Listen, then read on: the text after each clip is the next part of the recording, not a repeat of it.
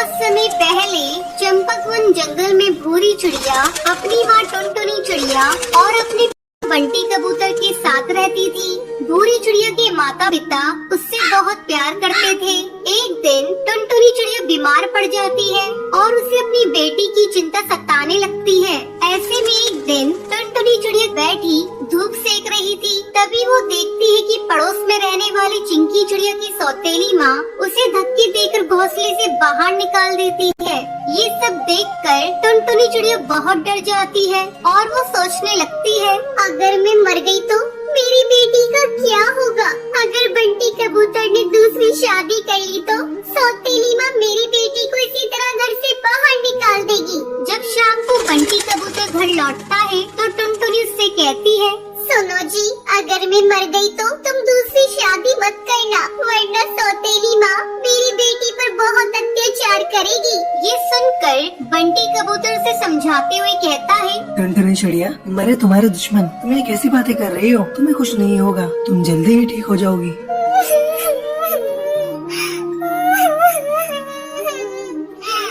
नहीं, तुम्हें आज मुझसे ये वादा करना ही होगा कि मेरे मरने के बाद तुम कभी दूसरी शादी नहीं करोगे। टुनटुनी, मैं तुमसे वादा करता हूँ कि मैं कोई दूसरी शादी नहीं करूँगा। कुछ दिन इसी तरह गुजर जाते हैं।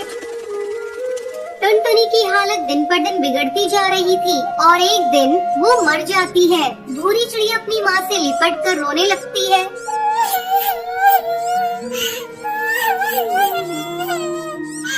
उठो ना माँ, तुम उठ क्यों नहीं रही हो? माँ कुछ तो बोलो, अपनी बेटी को इस तरह छोड़कर कहाँ चली गई? माँ आंखें खोलो, माँ उठो ना। अपनी बेटी को रोता देखकर बंटी कबूतर उसे चुप कराता है। बेटी, तेरी माँ बहुत अच्छी थी, इसलिए मैंने उसे अपने पास बुला लिया। अब बंटी कबूतर अपनी बेटी का ध्यान रखता था और फिर काम पर चला जाता था। एक दिन उसके घर कालू कौवा आता है और उससे कहता है, तुम कब तक भाभी के गम में इस तरह डूबे रहोगे? मेरी मानो तो तुम दूसरी शादी कर लो। भूरी अभी बहुत छोटी है, उसे माँ की जरूरत है। कालू कौवा बंटी कबूतर को बहुत समझाता है। ना चाहते हुए भी बंटी कबूतर कालू कौवे की बात मान लेता है और वो टूनी चिड़िया से शादी कर लेता है।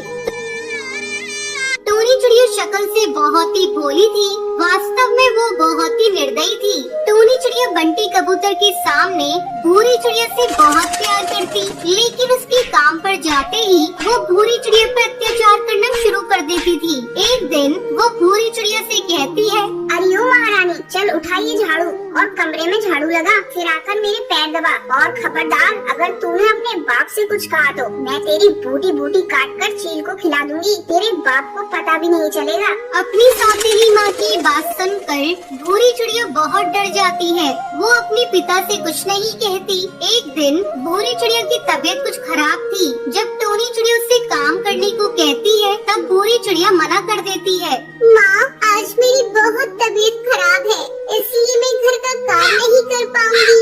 मुझे बहुत कमजोरी महसूस हो रही है, आज आप घर का काम कर लीजिए। भूरी चिड़िया की बातें सुनकर टूनी चिड़िया गुस्सा हो जाती है और गुस्से में उसे पीटने लगती है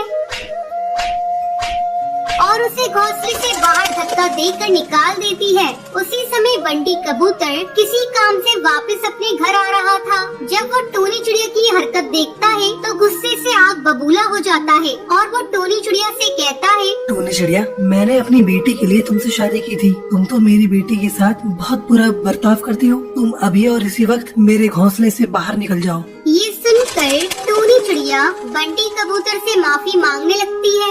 बंटी, मुझे माफ कर दो, ये भूरी बहुत ही ज्यादा बदतमीज है। तुम तो जानते हो ना मैं तुमसे और भूरी से कितना प्यार करती हूँ। तुम ही मुझे बताओ, मैं अपनी बेटी को नुकसान पहुँचा सकती हूँ क्या? वो टूनी चिड़िया को माफ नहीं करता और उसे घोंसले से भगा देता है। फिर बंटी कबूतर अपनी बेटी भूरी चिड़िया के साथ खुशी खुशी रहने लगता है।